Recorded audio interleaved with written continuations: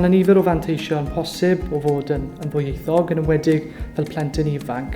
Mae gyda nhw ddwy iaith neu ragor o bosib, ac felly mae gyda nhw mwy nag un gair am gysyniad neu wrthrych. Ac felly mae hynny'n meddwl bod nhw'n gallu meddwl yn fwy hyblyg yn ystwyth o bosib.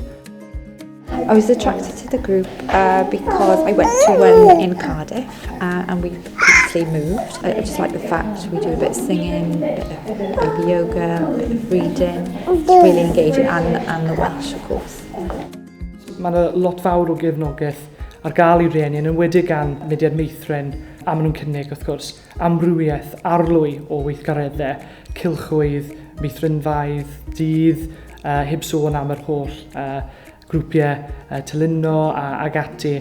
So I knew Welsh was going to be a thing for her when she goes to school, so obviously giving her that start before she goes to school, and it helps me as well. As a health visitor, we do explain to parents the importance of attending the baby massage groups, Cymraeg i Blant. During the sessions, they speak and sing in Welsh to the babies. And this is an excellent opportunity, as research has proven that exposure to bilingualism has advantages of having cognitive development and flexibility.